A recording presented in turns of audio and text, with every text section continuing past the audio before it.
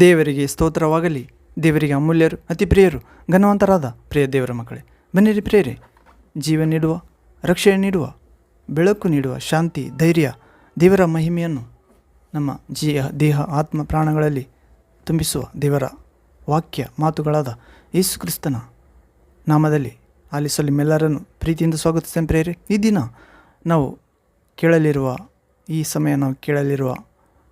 ವಿಶ್ವಾಸದ, ನಿರೀಕ್ಷೆಯ, ಪ್ರೀತಿಯ, ಜೀವ ನೀಡುವ ರಕ್ಷಣೆಯ ವಾಕ್ಯ ಭಾಗಾಂಶ ಪ್ರಿಯರೇ. ದೇವರು ಆದಿಯಲ್ಲಿ ಆಕಾಶವನ್ನು ಭೂಮಿಯನ್ನು ಉಂಟು ಮಾಡಿದನು ಎನ್ನುವ ಅಂಶ ಪ್ರಿಯರೇ. ಹೌದು, ದೇವರು ಹಳೆಯ ಕಾಲದಲ್ಲಿ ಆದಿಯಲ್ಲಿ ಆಕಾಶವನ್ನು ಭೂಮಿಯನ್ನು ಉಂಟು ಮಾಡಿದನು ಪ್ರಿಯರೇ. ಈ ಅಂಶವನ್ನು ಧ್ಯಾನಿಸುವ ಮೊದಲು ನಾವು ದೇವರ ಆತ್ಮನ, ಸತ್ಯದಾತ್ಮನ, ತಂದೆಯ ಆತ್ಮನ, ಕ್ರಿಸ್ತಾತ್ಮನ, ಅದು ಪ್ರಿಯರೇ, ಜೀವಾತ್ಮನ, ಸರ್ವಶಕ್ತನ ಸಹಾಯವನ್ನು ಕೇಳೋಣ ಪ್ರಿಯರೇ. ಕೇಳಲಿರುವ ದೇವರ ವಾಕ್ಯ ಭಾಗ ನಾವು ಸರಿಯಾಗಿ ಅರ್ಥ ಮಾಡಿಕೊಳ್ಳುವಂತೆ, ದೇವರ ಮಾರ್ಗದಲ್ಲಿ, ದೇವರ ಶಾಶ್ವತ ಸತ್ಯದಲ್ಲಿ, ದೇವರ ಶಾಶ್ವತ ಜೀವದಲ್ಲಿ ಪಾಲುಗಾರರಾಗುವಂತೆ ದೇವರ ಆತ್ಮ ನಮಗೆ ಸಹಾಯ ಮಾಡಲಿ. ಯೇಸು ನಾಮದಲ್ಲಿ ನನ್ನೊಂದು ಏಕೀಭವಿಸಿ ಪ್ರಾರ್ಥಿಸಿರಿ ಪ್ರಿಯರೇ. ಪ್ರಾರ್ಥನೆ. ತಂದೆಯೇ, ಸರ್ವಶಕ್ತ ದೇವರೇ, ಪರಿಶುದ್ಧನೇ ಪರಿಶುದ್ಧನೇ ಪರಿಶುದ್ಧನೇ, ಆತ್ಮಸ್ವರೂಪನೇ, ಹೌದು ತಂದೆಯೇ, ಆದಿಯಲ್ಲಿ ನೀವು ಆಕಾಶವನ್ನು ಭೂಮಿಯನ್ನು ಉಂಟು ಮಾಡಿದಿರಿ. ಆಕಾಶ ಎಂದರೆ ಸ್ವರ್ಗ, ಭೂಮಿ ಎಂದರೆ ಭೂಮಿ, ಅದರಲ್ಲಿರುವ ಸಮಸ್ತ, ಹೌದು ಪ್ರಭುವೇ, ಮನುಷ್ಯರೊಂದಿಗೆ ಕೂಡ. ಹೀಗೆ ಆಕಾಶವನ್ನು ಭೂಮಿಯನ್ನು ಉಂಟು ಮಾಡಿದ ಅನೇಕ ವಿಷಯಗಳನ್ನು ಈ ವಾಕ್ಯ ಭಾಗದಿಂದ ನಾವು ಧ್ಯಾನಿಸಲಿರುವಾಗ, ತಂದೆ, ನೀವೇ ನಿಮ್ಮ ಪ್ರಿಯ ಮಕ್ಕಳಾದ ನಿಮ್ಮ ಹೋಲಿಕೆಯಲ್ಲಿ, ನಿಮ್ಮ ಸ್ವಾಸ್ಥಗಳಲ್ಲಿ, ನಿಮ್ಮ ಸ್ವರೂಪದಲ್ಲಿ, ನಿಮ್ಮ ಕೈಯಿಂದ ನಿರ್ಮಿಸಿದ ನಿಮ್ಮ ಮಕ್ಕಳಾದ ನಮ್ಮೆಲ್ಲರೊಂದಿಗೆ, ಮಾನವ ಕುಲದೊಂದಿಗೆ ಮಾತನಾಡಿ ಹೃದಯವನ್ನು ಶುದ್ಧೀಕರಿಸಬೇಕೆಂದು, ನಿಮ್ಮ ಪರಿಶುದ್ಧಾತ್ಮನಿಂದ ನಮ್ಮೆಲ್ಲರನ್ನು ತುಂಬಿಸಬೇಕೆಂದು, ಸ್ವರ್ಗದ ಜ್ಞಾನದಿಂದ, ವಾಕ್ಯದ ಜ್ಞಾನ, ದೇವರ ವಾಕ್ಯದ ಜ್ಞಾನದಿಂದ, ದೇವರ ಆತ್ಮನ ಜ್ಞಾನದಿಂದ ನಮ್ಮೆಲ್ಲರನ್ನು ಬಲಪಡಿಸಬೇಕೆಂದು, ಸ್ಥಿರಪಡಿಸಬೇಕೆಂದು, ಹೀಗೆ ದೇವರೇ, ನಿಮ್ಮನ್ನು ಪ್ರೀತಿಸುವವರಿಗೆ ಇಟ್ಟಿರುವ ಅಳಿಯದ ಅಕ್ಷಯವಾದ ಆನಂದ ನಿಧಿಗೆ ನಮ್ಮೆಲ್ಲರನ್ನು ಕರೆದೊಯ್ಯಬೇಕೆಂದು, ಭೂಮಿ ಆಕಾಶವನ್ನು ಉಂಟು ಮಾಡಿದ ತಂದೆ ಯೇಸು ಕ್ರಿಸ್ತ ನಾಮದಲ್ಲಿ ಹೀಗೆ ನಿಮ್ಮ ವಾಕ್ಯಗಳನ್ನು ನಮ್ಮ ಹೃದಯದಲ್ಲಿ ಇಟ್ಟುಕೊಂಡು ಪಾಪವನ್ನು, ಕೋಪವನ್ನು, ಶಾಪವನ್ನು ಜಯಿಸುತ್ತಾ ಬರುವಂತೆ ಅನುಗ್ರಹಿಸಬೇಕೆಂದು, ಶಾಂತಿದಾಯಕ ದೇವರೇ, ಶೀಘ್ರವಾಗಿ ಸೈತಾನನ್ನು ನಿಮ್ಮ ಮಕ್ಕಳಾದ ನಮ್ಮೆಲ್ಲರ ಕಾಲ ಕೆಳಗೆ ಭೂಮಿ ಆಕಾಶಗಳ ಸೃಷ್ಟಿಕರ್ತನಾದ ವಾಕ್ಯವಾದ ದೇವರಾದ ಯೇಸು ಕ್ರಿಸ್ತ ನಾಮದಲ್ಲಿ ತುಳಿಸಿ ಹಾಕಬೇಕೆಂದು, ನಜರೇತಿನ ದೇವಕುಮಾರ ಯೇಸು ಕ್ರಿಸ್ತ ನಾಮದಲ್ಲಿ ಪ್ರಾರ್ಥಿಸಿ ಬೇಡಿ ಹೊಂದಿದ್ದೇವೆ. ಜೀವಸ್ವರೂಪನಾದ ಸೃಷ್ಟಿಕರ್ತ ತಂದೆಯಾದ ದೇವರೇ, amen, amen. Thank you Father, thank you Jesus Christ, thank you Holy Ghost, fire, living water, flow, amen. ಬನ್ನಿರಿ ಪ್ರಿಯರೇ, ಆದಿಯಲ್ಲಿ ದೇವರು ಭೂಮಿಯನ್ನು ಆಕಾಶವನ್ನು ಉಂಟು ಮಾಡಿದನು ಎನ್ನುವ ಅಂಶದೊಳಗೆ ನಾವು ನೇರವಾಗಿ ಪ್ರವೇಶ ಆಗುವ ಮೊದಲು ಒಂದು ಆತ್ಮೀಯ ಗೀತೆಯನ್ನು ಆಡಿಕೊಂಡು ನಮ್ಮ ಹೃದಯವನ್ನು, ಮನಸ್ಸನ್ನು, ಆಲೋಚನೆಯನ್ನು ಅದು ಪ್ರಿಯರೇ ಶುದ್ಧ ಮಾಡಿಕೊಳ್ಳೋಣ. ವಿಶ್ವಾಸ ಹುಟ್ಟಿಸುವ, ಪರಿಪೂರ್ಣಗೊಳಿಸುವ ದೇವರನ್ನು ನೋಡಲು ನನ್ನೊಂದು ಏಕೀಭವಿಸಿ ಹಾಡಿರಿ ಪ್ರಿಯರೇ. ಹಾಡು, ಆದಿಯಲ್ಲಿ ದೇವರ ವಾಕ್ಯವಿತ್ತು. ಹೌದು ಪ್ರಿಯರೇ, ನನ್ನೊಂದು ಏಕೀಭವಿಸಿ ಹಾಡಿರಿ. ಆದಿಯಲ್ಲಿ ದೇವರ ವಾಕ್ಯವಿತ್ತು, ವಾಕ್ಯವು ದೇವರ ಬಳಿಯಲ್ಲಿತ್ತು, ಆ ವಾಕ್ಯವು ಸತ್ಯದೇವರಾಗಿದ್ದನು, ಸತ್ಯದೇವ ತ್ರಿಯೇಕನಾಗಿದ್ದನು. ಆದಿಯಲ್ಲಿ ದೇವರ ವಾಕ್ಯವಿತ್ತು, ವಾಕ್ಯವು ದೇವರ ಬಳಿಯಲ್ಲಿತ್ತು, ಆ ವಾಕ್ಯವು ಸತ್ಯದೇವರಾಗಿದ್ದರು, ಸತ್ಯದೇವ ತ್ರಿಯೇಕನಾಗಿದ್ದನು.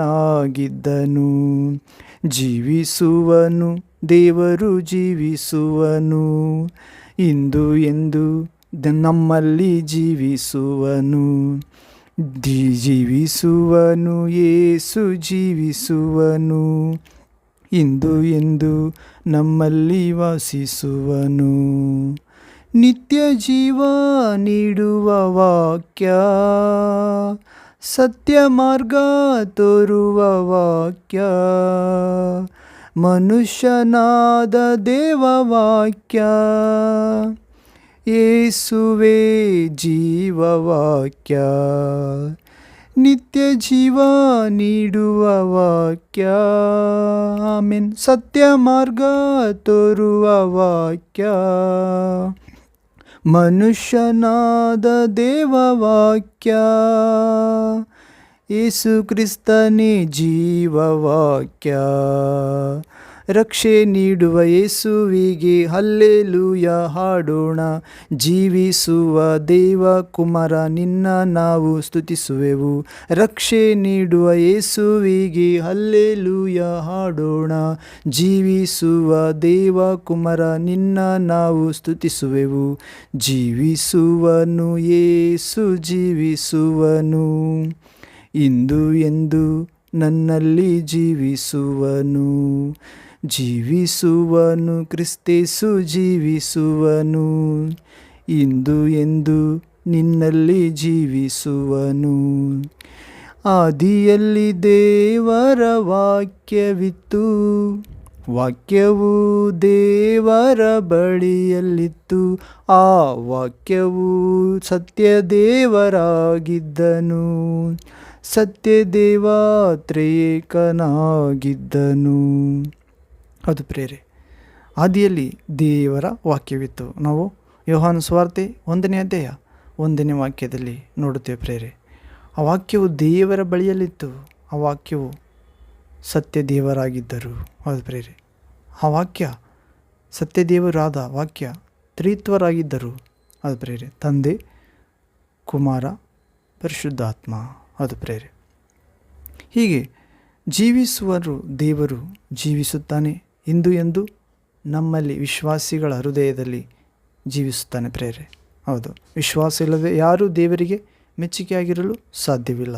ಹೀಗೆ ನಿತ್ಯ ಜೀವ ನೀಡುವ ದೇವರ ವಾಕ್ಯ ಪ್ರೇರೆ, ಸತ್ಯ ಮಾರ್ಗ ತೋರುವ ದೇವರ ವಾಕ್ಯ, ಮನುಷ್ಯನಾಗಿ ಇಳಿದು ಬಂದ ಪರಿಶುದ್ಧ ದೇವರ ವಾಕ್ಯ, ಯೇಸುವೆ ಆ ಅನಂತ ಜೀವದ ವಾಕ್ಯ.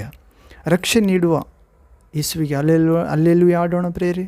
ಸ್ವರ್ಗದಲ್ಲಿ ದೇವದೂತರು ಆ ಪ್ರಕಟಣೆ ಗ್ರಂಥ 19ನೇ ಅಧ್ಯಾಯದಲ್ಲಿ ಸ್ತುತಿ ಮಾಡುತ್ತಿದ್ದಾರೆ, ಕೊಂಡಾಡುತ್ತಿದ್ದಾರೆ ಹಲ್ಲೆಲೂಯ ಎಂದು. ಆ ಹಲ್ಲೆಲೂಯದ ಸ್ವರ ಆ ಬೋರ್ಗರೆವ ಸಮುದ್ರ ತರಂಗಗಳಂತೆ ಹಾಗೂ ದೊಡ್ಡ ಗುಡುಗಿನ ಶಬ್ದದಂತೆ ಇದೆ ಪ್ರೇರೆ. ಹೌದು, ರಕ್ಷೆ ನೀಡುವ ಯೇಸುವಿಗೆ ನಾವು ಕೂಡ ದೇವದೂತರಂತೆ ಹಲ್ಲೆಲೂಯ ಆಡಬೇಕಾಗಿದೆ. ಜೀವಿಸುತ್ತಾನೆ ದೇವಪುತ್ರ, ಆತನನ್ನು ನಾವು ಸ್ತುತಿಸಬೇಕಾಗಿದೆ. ಜೀವಿಸುತ್ತಿದ್ದಾನೆ ಯೇಸು. ಎಲ್ಲಿ 2-3 ಆತನ ಹೆಸರಿನಲ್ಲಿ ಸೇರಿ ಬರುತ್ತಾರೋ, ಪ್ರಾರ್ಥಿಸುತ್ತಾರೋ, ಕೂಗುತ್ತಾರೋ, ಅವರ ಮಧ್ಯದಲ್ಲಿ ಇಳಿದು ಬಂದು ಆಶೀರ್ವದಿಸುತ್ತಾನೆ ಪ್ರೇರೆ. ಮಾರ್ಗ ತೋರಿಸುತ್ತಾನೆ, ಸತ್ಯ ತಿಳಿಯಪಡಿಸುತ್ತಾನೆ, ದೈವಿಕ ಜೀವದಿಂದ ತುಂಬುತ್ತಾನೆ, ಪುನರುತ್ಥಾನ ಶಕ್ತಿಯಿಂದ, ಮರಣ ಗೆದ್ದ ಆತ್ಮದಿಂದ ಇಂದು ಎಂದು ಜೀವಿಸುತ್ತಿದ್ದಾನೆ ಯೇಸು. ಯಾರಲ್ಲಿ? ಯೇಸುವನ್ನು ಪ್ರೀತಿಸುವವರಲ್ಲಿ, ಆತನ ವಾಕ್ಯಗಳನ್ನು ಕೈಗೊಂಡು ನಡೆಯುವವರಲ್ಲಿ ಪ್ರೇರೆ. ಹೌದು, ನನ್ನನ್ನು ಪ್ರೀತಿಸುವವರು ನನ್ನ ಮಾತುಗಳನ್ನು ಕೈಗೊಂಡು ನಡೆಯುತ್ತಾರೆ. ನಾನು ತಂದೆಯನ್ನು ಬೇಡಿಕೊಳ್ಳುವೆನು, ತಂದೆ ಅವರಿಗೆ ಬೇರೊಬ್ಬ ಸಹಾಯಕನನ್ನು ಕಳುಹಿಸಿಕೊಡುತ್ತಾನೆ. ಆ ಸಹಾಯಕ ಯಾರೆಂದರೆ ಸತ್ಯದ ಆತ್ಮನೇ, ತಂದೆಯ ಆತ್ಮನೇ, ದೇವರ ಆತ್ಮನೇ. ಹೌದು ಪ್ರೇರೆ, ಯೇಸುವನ್ನು ದೇವಕುಮಾರನನ್ನು ಸತ್ತವರೊಳಗಿಂದ 3ನೇ ದಿನ ಪುನಃ ಜೀವಕ್ಕೆ ಎಬ್ಬಿಸಿದ ಮಹಿಮ ಆತ್ಮನನ್ನೇ ಕಳಿಸಿಕೊಡುತ್ತಾನೆ. ಆ ಆತ್ಮ ನನ್ನು ಲೋಕವು ಅರಿತುಕೊಳ್ಳುವುದಿಲ್ಲ. ಲೋಕ ಎಂದರೆ ಕಣ್ಣಿನ ಆಶೆ ಇಷ್ಟಪಡುವವರು, ಶರೀರದ ಇಚ್ಛೆಗಳನ್ನು ಪೂರೈಸಿಕೊಳ್ಳುವವರು, ದೇವರು ಬೇಡ ಅಂದವುಗಳನ್ನು, ಅಕ್ರಮವಾದವುಗಳನ್ನು ಕ್ರಮವಲ್ಲದ ರೀತಿಯಲ್ಲಿ ಪೂರೈಸಿಕೊಳ್ಳುವವರು. ಅದು ಪ್ರೇರೆ. ಮತ್ತು ಬದುಕು ಬಾಳಿನ ಡಂಬ, ಅದು ಪ್ರೇರೆ, ತೋರಿಸಿಕೊಳ್ಳುವುದು ಗರ್ವದಿಂದ. ಅದು ಪ್ರೇರೆ. ಈ ಲೋಕದ ಜ್ಞಾನವು ಮನುಷ್ಯನನ್ನು ಹುಚ್ಚನನ್ನಾಗಿಸುತ್ತದೆ, ಮನುಷ್ಯನನ್ನು ಗರ್ವಿಯನ್ನಾಗಿಸುತ್ತದೆ. ಹೌದು, ಹೀಗೆ ಜ್ಞಾನಕ್ಕಿಂತ ಪ್ರೀತಿ ಶ್ರೇಷ್ಠ ಪ್ರೇರೆ. ದೇವರ ಜ್ಞಾನ ಬೇರೆ, ಲೋಕ ಜ್ಞಾನ ಬೇರೆ. ಹೌದು, ಪ್ರೀತಿಯಲ್ಲಿ ಸಮಸ್ತವು ಅಡಕವಾಗಿದೆ ಪ್ರೇರೆ, ದೇವರ ಜ್ಞಾನದೊಂದಿಗೆ. ಹೌದು, ಕಡೆಯಲ್ಲಿ ನಿಲ್ಲುವುದು ನಂಬಿಕೆ, ನಿರೀಕ್ಷೆ, ಪ್ರೀತಿ. ಇವುಗಳಲ್ಲಿ ಪ್ರೀತಿಯೇ ದೊಡ್ಡದು. ಹೌದು, ನಂಬಿಕೆ ಇಲ್ಲದ ಜ್ಞಾನ ಶ್ರೇಷ್ಠ ಅಲ್ಲ, ನಿರೀಕ್ಷೆ ಇಲ್ಲದ ಜ್ಞಾನ ಶ್ರೇಷ್ಠ ಅಲ್ಲ. ಹೌದು ಪ್ರೇರೆ, ಪ್ರೀತಿ ಇಲ್ಲದ ಜ್ಞಾನ ಶ್ರೇಷ್ಠ ಅಲ್ಲ. ಹೌದು ಪ್ರೇರೆ, ಅದು ಭೌತಿಕ ಜ್ಞಾನ ಆಗಿರ್ಬೋದು, ಆತ್ಮಿಕ ಜ್ಞಾನ ಆಗಿರ್ಬೋದು. ನಿಜವಾಗಿ ನಮ್ಮಲ್ಲಿ ಆತ್ಮಿಕ ಜ್ಞಾನ ಇರುವುದಾದರೆ ನಂಬಿಕೆಯಿಂದ ಕೂಡಿರಬೇಕಾಗಿದೆ ಪ್ರಿಯರೇ. ವಿಶ್ವಾಸ ನಿರೀಕ್ಷೆಯಿಂದ ಕೂಡಿರಬೇಕಾಗಿದೆ. ವಿಶೇಷವಾಗಿ ದೇವರ ಅಪಾರ ಶಾಶ್ವತ ಪ್ರೀತಿಯಿಂದ ತುಂಬಿರಬೇಕಾಗಿದೆ. ಹೀಗೆ ನಾವು ವಾಕ್ಯದೊಳಗೆ ಪ್ರವೇಶ ಆಗೋಣ ಪ್ರಿಯರೇ. ಅಂಶ: ಆದಿಯಲ್ಲಿ ದೇವರು ಆಕಾಶ ಭೂಮಿಯನ್ನು ಉಂಟು ಮಾಡಿದನು. ನಾವಿಂದು ಧ್ಯಾನಿಸಲಿರುವ ಅಂಶ ಪ್ರಿಯರೇ, ಆದಿಯಲ್ಲಿ ದೇವರು ಆಕಾಶವನ್ನು ಭೂಮಿಯನ್ನು ಉಂಟು ಮಾಡಿದನು, ಅಂದರೆ ನಿರ್ಮಿಸಿದನು, ಸೃಷ್ಟಿಸಿದನು. ಹೌದು, ನಾವು ಆದಿಕಾಂಡ ಗ್ರಂಥ 1ನೇ ಅಧ್ಯಾಯ 1ನೇ ವಾಕ್ಯದಲ್ಲಿ ಓದುತ್ತೇವೆ ಪ್ರಿಯರೇ. ಪರಿಶುದ್ಧ ಗ್ರಂಥದ ದೇವರು ಮಾತನಾಡಿ ತನ್ನ ಭಕ್ತನಾದ ಮೋಶೆಯ ಮುಖಾಂತರ, ಪ್ರವಾದಿ ಮೋಶೆ ಮುಖಾಂತರ, ಹೌದು ಪ್ರಿಯರೇ, ತನ್ನ ಜನರನ್ನು ಈಜಿಪ್ಟ್ ದೇಶದ ದಾಸತ್ವದಿಂದ 430 ವರ್ಷಗಳ ನಂತರ ಅವರನ್ನು ಬಿಡಿಸಲು ಸಮೃದ್ಧಿ ನಾಡಿಗೆ, ಹಾಲುಜೇನು ಹರಿಯುವ ನಾಡಿಗೆ, ಫಲವತ್ತಾದ ನಾಡಿಗೆ, ಆಶೀರ್ವಾದಕರ ನಾಡಿಗೆ, ಸಕಾಲದಲ್ಲಿ ಮಂಜು ಮಳೆ ಒಳ್ಳೆಯ ವಾತಾವರಣ ಇರುವ ನಾಡಿಗೆ, ಸ್ವರ್ಗದಂತಿರುವ ನಾಡಿಗೆ ಕರೆದುಕೊಂಡು ಹೋಗಲು ತನ್ನ ದಾಸ ಮೋಶೆಯನ್ನು ನೇಮಿಸುತ್ತಾನೆ ಪ್ರೇರೆ. ಆತನ ಮುಖಾಂತರ ಬರೆಸಿರುವ ಆದಿಕಾಂಡ ಗ್ರಂಥ ಪ್ರೇರೆ. ಮೋಶೆಯು 5 ಗ್ರಂಥಗಳನ್ನು ಬರೆದಿರುತ್ತಾನೆ. 5 ಕಾಂಡ: 1ನೇದು ಆದಿಕಾಂಡ, 2ನೇದು ವಿಮೋಚನ ಕಾಂಡ, 3ನೇದು ಯಾಜಕಕಾಂಡ, 4ನೇದು ಸಂಖ್ಯಾಕಾಂಡ, 5ನೇದು ಧರ್ಮೋಪದೇಶ ಕಾಂಡ. ಹೌದು, ಹೀಗೆ ಮೋಶೆಯ ಧರ್ಮಶಾಸ್ತ್ರದಲ್ಲಿ ಆದಿಕಾಂಡ ಎಂಬ ಪ್ರಥಮ ಭಾಗವು ನೋಡುತ್ತೇವೆ ಪ್ರೇರೆ. ಮೋಶೆಯ ಧರ್ಮಶಾಸ್ತ್ರದಲ್ಲಿ ಆದಿಕಾಂಡ ಎಂಬ ಪ್ರಥಮ ಭಾಗದಲ್ಲಿ ದೇವರು ಮೋಶೆ ಮುಖಾಂತರ ಬರೆಸಿದ್ದಾನೆ. ಮೋಶೆ ಬರೆದಿದ್ದಾನೆ, ದೇವರು ಆದಿಯಲ್ಲಿ, ಆದಿ ಅಂದರೆ ಪ್ರೇರೆ ಇನ್ನೂ ಯಾವುದು ಸೃಷ್ಟಿಯಾಗಿಲ್ಲ ದೇವರನ್ನು ಬಿಟ್ಟರೆ. ಹೌದು ಪ್ರೇರೆ, ಅನೇಕರು ಅನಾದಿ ಎಂದು ಯೋಚಿಸುತ್ತಾರೆ. ಅನಾದಿಯಲ್ಲಿ ದೇವರಿದ್ದಾನೆ. ಆದಿ ಬಂದಿದ್ದು ಆಕಾಶ ಭೂಮಿ ಅಥವಾ ಸ್ವರ್ಗ, ಭೂಮಿ, ದೇವದೂತರು, ಮನುಷ್ಯರು, ಪ್ರಾಣಿ ಪಕ್ಷಿಗಳು, ಇದು ಆದಿ ಪ್ರೇರೆ. ಅನಾದಿ ದೇವರೊಬ್ಬತನೇ ಇದ್ದಾನೆ, ತಂದೆ ಕುಮಾರ ಪರಿಶುದ್ಧ ಆತ್ಮನಾಗಿ, ಅಥವಾ ತಂದೆ ನಾನು ಏಕವಾಗಿದ್ದೇವೆ ಎಂದು ಆತ್ಮಸ್ವರೂಪನಾದ ದೇವರು ಅಥವಾ ಮಾತನಾಡುವ ವಾಕ್ಯವಾದ ದೇವರು ಇಬ್ಬರೇ ಇದ್ದಾರೆ. ಹೌದು, ಹೀಗೆ ಆದಿಯಲ್ಲಿ ದೇವರು ಆಕಾಶವನ್ನು ಭೂಮಿಯನ್ನು ಉಂಟು ಮಾಡಿದನು ಪ್ರೇರೆ. ಭೂಮಿಯು, 2ನೇ ವಾಕ್ಯ, ಭೂಮಿಯು ಕ್ರಮವಿಲ್ಲದೆಯೂ ಬರಿದಾಗಿಯೂ ಇತ್ತು, ಆದಿಸಾಗರದ ಮೇಲೆ ಕತ್ತಲಿತ್ತು, ದೇವರ ಆತ್ಮವು ಜಲಸಮೂಹಗಳ ಮೇಲೆ ಚಲಿಸುತ್ತಿತ್ತು. ಹೌದು ಪ್ರೇರೆ, ಆದಿಯಲ್ಲಿ ದೇವರು ಆಕಾಶವನ್ನು ಭೂಮಿಯನ್ನು ಉಂಟು ಮಾಡಿದನು. ಆ ಆಕಾಶವನ್ನು ಭೂಮಿಯನ್ನು ಉಂಟು ಮಾಡಿದ ಆ ದೇವರು ಏನು ಮಾಡಿದ ಪ್ರೇರೆ? ಭೂಮಿಯು ಕ್ರಮವಿಲ್ಲದೆಯೂ ಬರಿದಾಗಿಯೂ ಇತ್ತು, ಇದನ್ನು ನೋಡಿದನು. ದೇವರು ಆಕಾಶ ಭೂಮಿಯನ್ನು ಉಂಟು ಮಾಡಿದ ನಂತರ ಭೂಮಿ ಬರಿದಾಗಿಯೂ ಕ್ರಮವಿಲ್ಲದಾಗಿಯೂ ಇತ್ತು, ಆದಿಸಾಗರದ ಮೇಲೆ ಕತ್ತಲಿತ್ತು. ಅದು ಪ್ರೇರೆ, ದೇವರು ಸೃಷ್ಟಿ ಮಾಡಿದ ನಂತರ ನೀರು ತುಂಬಿಕೊಂಡಿತ್ತು, ಕತ್ತಲಿತ್ತು. ಆ ಆದಿಸಾಗರದ ಮೇಲೆ ನೀರು ಮತ್ತು ಕತ್ತಲು. ಆಗ ದೇವರ ಆತ್ಮಸ್ವರೂಪನಾಗಿರುವ ದೇವರು, ಹೌದು ಪ್ರೇರೆ, ಜಲ ಸಮೂಹಗಳ ಮೇಲೆ ಚಲಿಸುತ್ತಿದ್ದನು. ಹೌದು, ದೇವರು ಚಲಿಸುತ್ತಾನೆ ಪ್ರೇರೆ. ಹೌದು, ಇಂದು ನಮ್ಮ ದೇಹದಲ್ಲಿ ರಕ್ತ ಚಲಿಸಿದರೆ ಹೀಗೆ ಜೀವ ಉಂಟಾಗುತ್ತದೋ, ಎಲ್ಲ ದೇಹದ ಅವಯವಗಳಿಗೆ ಕದಲಿಕೆ ಉಂಟಾಗುತ್ತದೋ, ಹೌದು ಪ್ರೇರೆ, ಹಾಗೆ ದೇವರ ಆತ್ಮ ನಮ್ಮಲ್ಲಿ ಇಟ್ಟಿರುವ ಆತ್ಮನ ಮೂಲಕ ಕದಲುತ್ತಾನೆ. ಹೌದು, ಹೀಗೆ ದೇವರ ಆತ್ಮ ಆದಿ ಜಲಸಮೂಹಗಳ ಮೇಲೆ ಚಲಿಸಿತು ಪ್ರೇರೆ. ಚಲಿಸಿದಾಗ 1ನೇದಾಗಿ 3ನೇ ವಾಕ್ಯ, ಆಗ ದೇವರು ಬೆಳಕಾಗಲಿ ಅನ್ನಲು ಬೆಳಕಾಯಿತು, ದೇವರು ಆ ಬೆಳಕನ್ನು ಒಳ್ಳೆಯದೆಂದು ನೋಡಿದನು. ಹೌದು ಪ್ರೇರೆ, ಮೊದಲನೇದಾಗಿ ದೇವರು ಮಾತಾಡಿದ್ದು ಏನು ಪ್ರೇರೆ? ದೇವರ ಬಾಯಿಂದ ಬಂದ ಮೊದಲನೆಯ ಮಾತು ಬೆಳಕಾಗಲಿ. ಯಾವುದು ಬೆಳಕಾಗಬೇಕು ಪ್ರೇರೆ? ಆದಿಸಾಗರದ ಮೇಲೆ ಕತ್ತಲು ಕವಿದಿತ್ತು, ನಿರಾಕಾರ ಇತ್ತು, ಆಕಾರ ಇದ್ದಿಲ್ಲ, ಯಾವ ರೂಪ.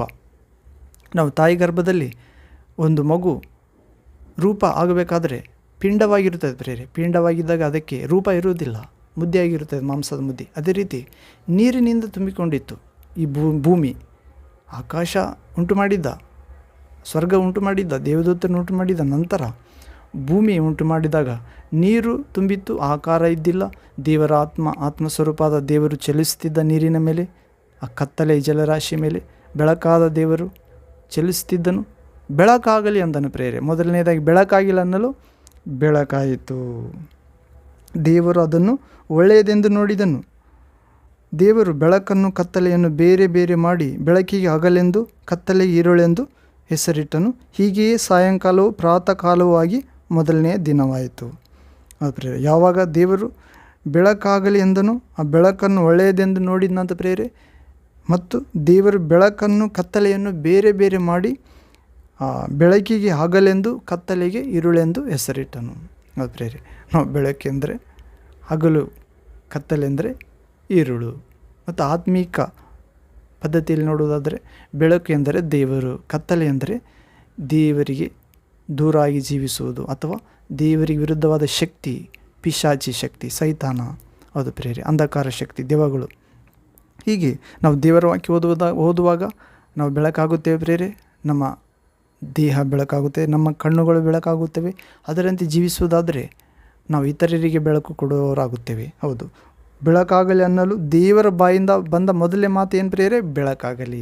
ಇಂದು ದೇವರು ನನ್ನ ಜೀವಿತದಲ್ಲಿ ಮಾತನಾಡುವುದಾದರೆ ಯೇಸುವನ್ನು ವಿಶ್ವಾಸಿಸಿದಾಗ ತನ್ನ ಪರಿಶುದ್ಧಾತ್ಮ ಮುಖಾಂತರ ಮಾತಾಡುತ್ತಾನೆ ಪ್ರೇರೆ.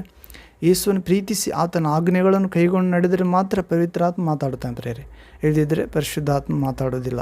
ಯಾವಾಗ ಪರಿಶುದ್ಧಾತ್ಮ ನಮ್ಮೊಡನೆ ಮಾತಾಡುವುದಿಲ್ಲ ಎಂದರೆ ನಾವು ಆತನ ಆಜ್ಞೆಗಳನ್ನು ದೇವರ ಇಷ್ಟಾನುಸಾರವಾಗಿ ನಡೆಸಿಲ್ಲ, ನಮ್ಮ ಇಷ್ಟಾನುಸಾರವಾಗಿ ನಡೆಸುತ್ತಿದ್ದೇವೆ, ನಮ್ಮ ಜ್ಞಾನದಲ್ಲಿ ದೇವರ ವಾಕ್ಯಗಳನ್ನು ಬೋಧಿಸುತ್ತಿದ್ದೇವೆ ಎಂದರ್ಥ.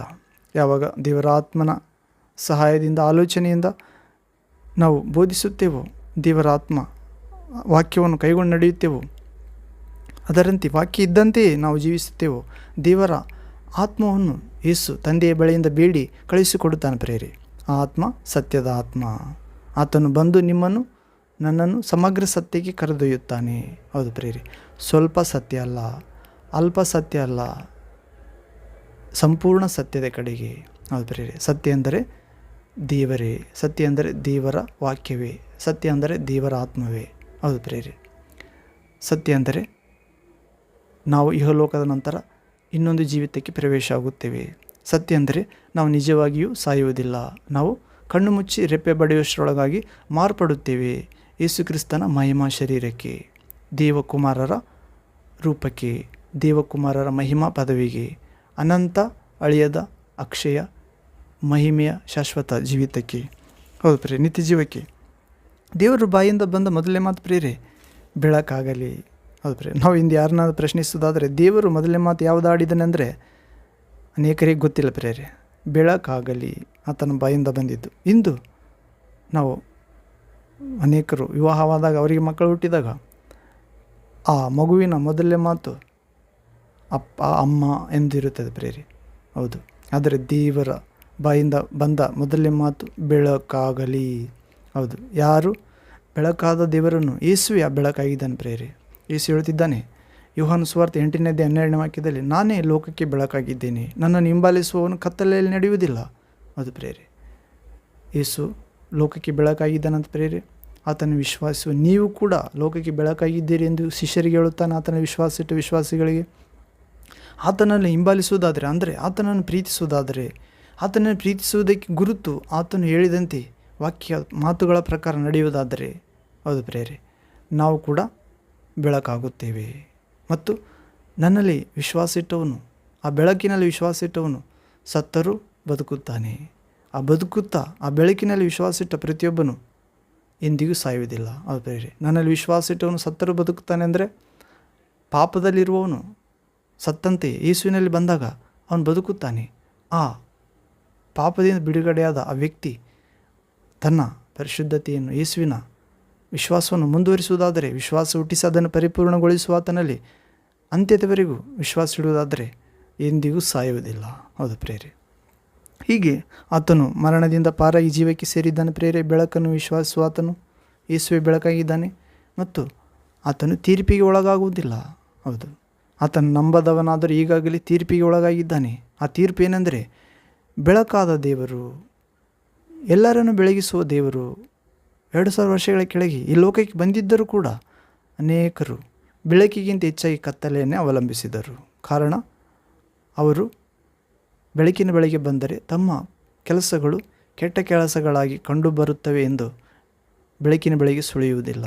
ಅದು ಪ್ರೇರೆ, ಕತ್ತಲೆ ಕಾರ್ಯಗಳು ಯಾವಾಗ ಮಾಡುತ್ತಾರೆ ಪ್ರಿಯರೇ? ಕತ್ತಲೆಯಲ್ಲೇ ಮಾಡುತ್ತಾರೆ. ಕೆಟ್ಟ ಕೆಲಸಗಳು, ಕೊಲೆ, ವ್ಯಭಿಚಾರ, ಮೋಸ, ಕಳ್ಳತನ, ಹೌದು ಪ್ರಿಯರೇ, ಅನೇಕ ದರೋಡೆ, ಅನೇಕ ಪಾಪಕೃತ್ಯಗಳು ಕತ್ತಲೆಯಲ್ಲೇ ಮಾಡುತ್ತಾರೆ. ಯಾವಾಗ ಯೇಸುವಿನಲ್ಲಿ ಬಳಿಗೆ ಬರುತ್ತೇವೆ ಪ್ರಿಯರೇ, ಆ ಕತ್ತಲೆ ಕಾರ್ಯಗಳನ್ನು ಮಾಡಿಸುವ ಆ ಕತ್ತಲೆ ಆತ್ಮ, ಸೈತಾನನ ಆತ್ಮ, ದೆವ್ವದ ಆತ್ಮ, ನಿರರ್ಥಕ ನಡವಳಿಕೆ ಆತ್ಮ, ವಿಗ್ರಹ ಆರಾಧನೆ ಮೂಲಕ ಪ್ರವೇಶ ಆದ ಆತ್ಮ, ವಂಶ ಪಾರಂಪರಿಕವಾಗಿ ಬಂದಂಥ ಆ ರಕ್ತ ಸಂಬಂಧಿಕವಾದ ಆ ದುರಾತ್ಮ, ಅದು ಪ್ರೇರೆ, ಮೂಢನಂಬಿಕೆಯ ಆತ್ಮ, ಅದು ಪ್ರೇರೆ. ಯಾವಾಗ ಬೆಳಕಾದ ಯೇಸುವಿನ ಬೆಳಗ್ಗೆ, ಯೇಸುವಿನ ವಾಕ್ಯದ ಬೆಳಗ್ಗೆ, ಸುವಾರ್ತೆಯ ಪ್ರಕಾಶದ ಬೆಳಗ್ಗೆ, ದೇವರ ಬಲ ಸ್ವರೂಪವಾದ ಯೇಸುವಿನ ಸುವಾರ್ತೆ ಕೇಳುವುದರ ಬೆಳಗ್ಗೆ ಬರುತ್ತೇವೋ, ಆ ಆತ್ಮ, ಆ ಪಾಪ ಭಾರ, ಆ ಒಂಟಿತನ, ಆ ಏಕಾಂಗಿತನ, ಆ ಚಿಂತೆ, ಆ ಯಾರಿಗೆ ಹೇಳಿಕೊಳ್ಳಲಾಗದ ಸಮಸ್ಯೆ, ಆ ಮಾರಣಾಂತಿಕ ರೋಗ, ಆ ಇಕ್ಕಟ್ಟು, ಆ ಬಿಕ್ಕಟ್ಟು ತೊಲಗಿ ಹೋಗುತ್ತದೆ ಪ್ರೇರೆ. ಹೌದು, ದೇವರ ಬಳಿಗೆ ಬರುವವರಿಗೆ ಪಾಪ ಭಾರ ಇಳಿಸಲಾಗುತ್ತದೆ. ಹೌದು, ಎಲ್ಲಿ ದೇವರ ಆತ್ಮ ಇದೆಯೋ ಅಲ್ಲಿ ಬಿಡುಗಡೆ, ದೇವರ ಮಕ್ಕಳ ಪದವಿ. ಹೌದು ಪ್ರೇರೆ, ಯಾವಾಗ ದೇವರ ಆತ್ಮ ಬರುತ್ತಾನೋ ನಾವು ಸ್ವತಂತ್ರರಾಗುತ್ತೇವೆ ಪ್ರೇರೆ. ಯಾವುದರಿಂದ? ಅಸತ್ಯದಿಂದ, ಸುಳ್ಳು ದೇವರುಗಳಿಂದ, ಮನುಷ್ಯನ ಕೈಗಳಿಂದ ನಿರ್ಮಿತ ಆದ ದೇವರುಗಳಿಂದ. ಹೌದು ಪ್ರೇರೆ, ಭೂಮಿ ಆಕಾಶ ಉಂಟು ಮಾಡಿದ ದೇವರನ್ನು ಆರಾಧಿಸುವರಾಗುತ್ತೇವೆ, ಗುರುತಿಸುತ್ತೇವೆ. ಹೌದು, ಯಾಕಂದರೆ ನಮ್ಮ ಆತ್ಮದ ಕಣ್ಣು ತೆರೆಯುತ್ತದೆ, ನಮ್ಮ ಆತ್ಮದ ಕಿವಿ ತೆರೆಯುತ್ತದೆ. ಸ್ಪಷ್ಟವಾಗಿ ನಮ್ಮ ನಿರ್ಮಿಸಿದ ಆತನು ಸ್ವರ್ಗದಲ್ಲಿದ್ದಾನೆ. ಆತನು ತನ್ನ ಸ್ವರವನ್ನು ಮನುಷ್ಯಾಕಾರದಲ್ಲಿ ಒಬ್ಬ ಕನ್ನಿಕೆಯಲ್ಲಿ ಹುಟ್ಟಿಸಿ ಎಲ್ಲ ಮನುಷ್ಯರನ್ನು ಬಂಧಿಸಿರುವ ಭಯದಲ್ಲಿ, ಮರಣದ ಭಯದಲ್ಲಿ ಬಂಧಿಸಿರುವ ಸೈತಾನ್ನಿಂದ ಬಿಡಿಸಲು ಎಲ್ಲರ ಆತ್ಮಗಳ ತಂದೆ ಮನುಷ್ಯ ಆಕಾರದಲ್ಲಿ ನಮ್ಮನ್ನು ಸೃಷ್ಟಿ ಮಾಡಿದ ನಿಜವಾದ ವ್ಯಕ್ತಿತ್ವವಾದ ದೇವರು ಮನುಷ್ಯ ಆಗಿ ಬಂದಿದ್ದಾನೆ. ಮರಣಾಧಿಕಾರಿಯ ಆಡಳಿತಕ್ಕೆ ಒಳಗಾದ ಮನುಷ್ಯ ಕುಲವನ್ನು ತನ್ನ ಮರಣದಿಂದಲೇ ಸೋಲಿಸಿದ್ದಾನೆ. ನಮ್ಮ ಪಾಪ ಶಾಪ ತನ್ನ ದೇಹದ ಮೇಲೆ ಹೊತ್ತುಕೊಂಡು ಆ ಪಾಪ ಎಂಬ ಬಲವಾದ ಗೋಡೆಯನ್ನು ಕೆಡವಿ ಹಾಕಿದ್ದಾನೆ ತನ್ನ ದೇಹವೆಂಬ ಆ ಪರದೆಯ ಮೂಲಕ.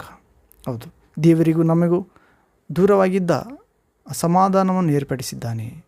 ಹೌದು ಪ್ರೇರೆ, ಉಭಯರಿಗೆ ಸಮಾಧಾನವನ್ನು ಏರ್ಪಡಿಸಿದ್ದಾನೆ ತನ್ನಲ್ಲಿ ದೇವರೊಂದಿಗೆ.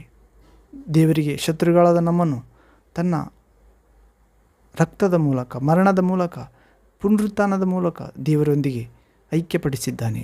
ಹೌದು, ಯಾರ್ಯಾರು ದೇವರ ವಾಕ್ಯವನ್ನು ಸ್ವೀಕರಿಸಿದರೂ ಅವರು ದೇವರುಗಳನ್ನಾಗೆ ಮಾಡಿದ್ದಾನೆ ಪ್ರೇರೆ. ಹೌದು, ಯೋಹಾನ ಸುವಾರ್ತೆ 10ನೇ ಅಧ್ಯಾಯ 34ನೇ ವಾಕ್ಯದಲ್ಲಿ ಓದುತ್ತೇವೆ. ಹೀಗೆ ದೇವರ ಆದಿಯಲ್ಲಿ ಭೂಮಿ ಆಕಾಶವನ್ನು ಉಂಟು ಮಾಡಿದ ಪ್ರೇರೆ. ನಾವು ಒಂದು ವಾಕ್ಯ ಓದಿಕೊಳ್ಳುವುದಾದರೆ ಅಪೋಸ್ತಲ ಕಾರ್ಯಗಳು ಯೋಬನ ಗ್ರಂಥ 38ನೇ ಅಧ್ಯಾಯ 4-7ನೇ ವಾಕ್ಯ ಪ್ರೇರೆ. The book of Job chapter 38, hallelujah, 4-7 word. ಯೋಬನ ಪುಸ್ತಕ 38ನೇ ಅಧ್ಯಾಯ 4-7ನೇ ವಾಕ್ಯದವರೆಗೆ ಇಲ್ಲಿ ಓದುವುದಾದರೆ, ನಾನು ಲೋಕಕ್ಕೆ ಅಸ್ತಿವಾರ ಹಾಕಿದಾಗ ನೀನು ಎಲ್ಲಿದ್ದಿ? ಹೌದು ಪ್ರೇರೆ, ದೇವರು ಯೋಬನನ್ನು ಪ್ರಶ್ನಿಸುತ್ತಿದ್ದಾನೆ. ಆದಿಯಲ್ಲಿ ದೇವರು ಆಕಾಶವನ್ನು ಭೂಮಿಯನ್ನು ಉಂಟು ಮಾಡಿದ್ದನು ಎನ್ನುವ ಅಂಶದ ಭಾಗದಲ್ಲಿ ನೋಡುತ್ತಿದ್ದೇವೆ.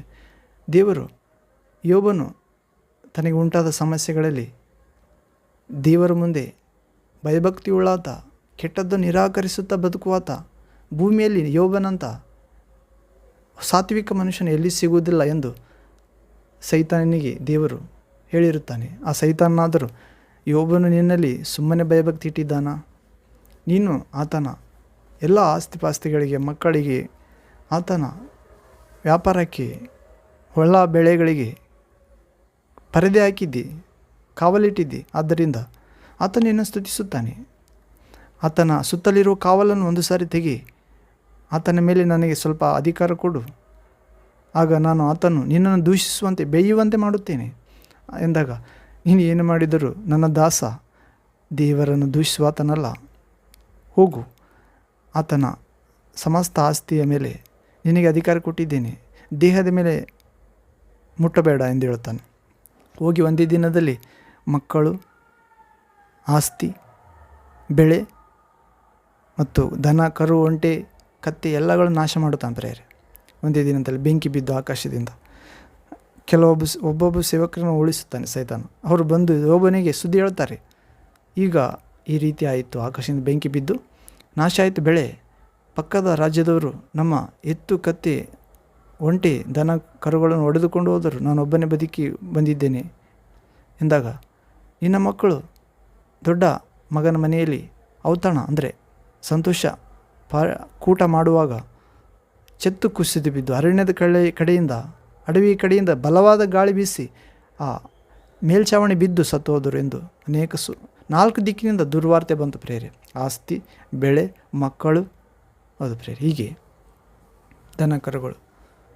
ಆಗ ಯೋಬನು ಏನೆಂತಾನೆ, ತನ್ನ ಬಟ್ಟೆಯನ್ನು ಹರಿದುಕೊಂಡು ಮಣ್ಣಿನಲ್ಲಿ ಕೂತುಕೊಂಡು ಬೂದಿಯನ್ನು ತಲೆ ಮೇಲೆ ಹಾಕಿಕೊಂಡು, ತಾಯಿ ಗರ್ಭದಿಂದ ಏನೂ ಇಲ್ಲದವನಾಗಿ ಬಂದಿದ್ದೆ, ಏನೂ ಇಲ್ಲದವನಾಗಿ ಹೋಗುತ್ತೇನೆ, ಎಲ್ಲವನ್ನೇ ದೇವರೇ ಕೊಟ್ಟ, ದೇವರೇ ತೆಗೆದುಕೊಂಡ, ದೇವರ ನಾಮಕ್ಕೆ ಸ್ತುತಿ ಸ್ತೋತ್ರವಾಗಲಿ. ಯೆಹೋವನು ಕೊಟ್ಟನು, ಯೆಹೋವನು ತೆಗೆದುಕೊಂಡನು. ಆ ಯೆಹೋವನಾದ ಯೇಸು ಕ್ರಿಸ್ತನಾದ ಆ ಆತ್ಮಸ್ವರೂಪ ದೇವರಾದ ಬೆಳಕಾದ ದೇವರಿಗೆ ಸ್ತುತಿ ಸ್ತೋತ್ರವಾಗಲಿ ಎಂದು ಹೇಳ್ತಾನೆ ಪ್ರೇರೆ.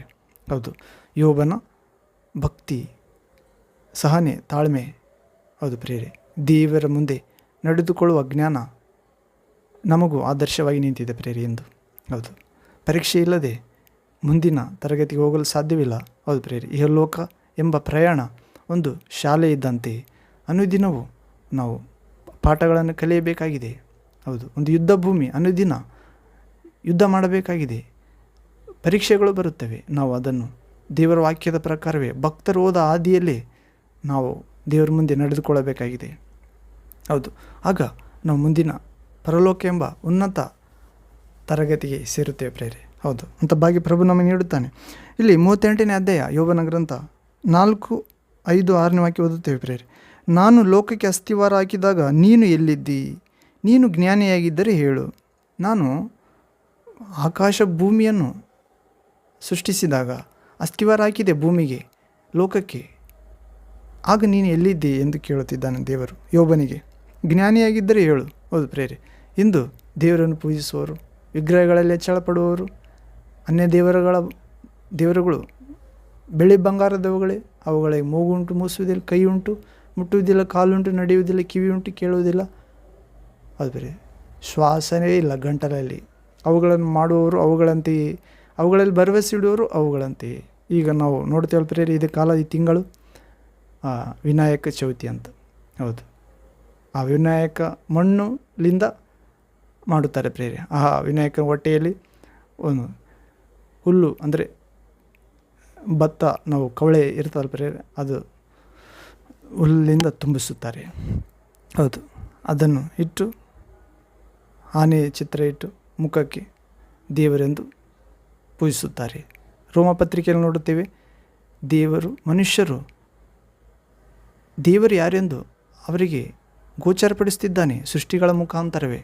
ದೇವರು ದೊಡ್ಡ ಶಕ್ತಿಯಾಗಿದ್ದಾನೆ, ಆತ್ಮಸ್ವರೂಪನಾಗಿದ್ದಾನೆ, ಆತನು ಭೂಮಿ ಆಕಾಶವನ್ನು ಉಂಟು ಮಾಡಿದ ಆತನಾಗಿದ್ದಾನೆ, ಆತನು ಸ್ವರ್ಗದಲ್ಲಿರುತ್ತಾನೆ, ಮನುಷ್ಯರಿಗೆ ಭೂಲೋಕವನ್ನು ಕೊಟ್ಟಿದ್ದಾನೆ ವಾಸಿಸಲಿಕ್ಕೆ ಎಂದು ಅನೇಕ ಕಾರ್ಯಗಳ ಮುಖಾಂತರ ತಿಳಿಯಪಡಿಸಿದ್ದಾನೆ. ಆದರೆ ಅವರಾದರೂ ತಮ್ಮ ಅಜ್ಞಾನಕ್ಕೆ ಉತ್ತರ ಇಲ್ಲದವರಾಗಿದ್ದಾರೆ ಪ್ರೇರೆ. ಕಾರಣ, ಅವರು ತಮ್ಮ ವ್ಯರ್ಥವಾದ ಆಚಾರಗಳಲ್ಲೇ ಮಗ್ನರಾದರು.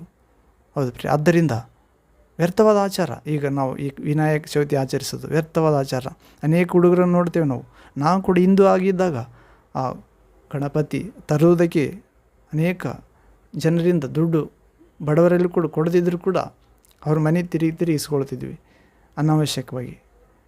ಅದು ತೆಗೆದುಕೊಂಡು ಬಂದು ಉಳಿದದ್ದನ್ನು ಹುಡುಗರು ಕುಡಿಯುತ್ತಿದ್ದರು, ಸ್ವಲ್ಪ ರೊಕ್ಕಕ್ಕೆ ತಂದು ಉಳಿದದ್ದು ಅದರ ಮುಂದೆ ಡ್ಯಾನ್ಸ್ ಮಾಡ್ತಿದ್ದರು. ರಾತ್ರಿ ಕುಡಿಯೋದು, ಬೆಳಗ್ಗೆ ಡ್ಯಾನ್ಸ್ ಮಾಡೋದು. ಹೆಣ್ಣುಮಕ್ಕಳಿಗಾಗಿ ಭಕ್ತಿ ಆಚರಿಸ್ತಿದ್ದರು. ನಿಜವಾಗಿ ಅಲ್ಲಿ ವಿನಾಯಕ ಇಲ್ಲ ಪ್ರೇರೆ. ಹೌದು, ಇವು ಕೈಗಳಿಂದ ಮಾಡಿದ ದೇವರುಗಳು.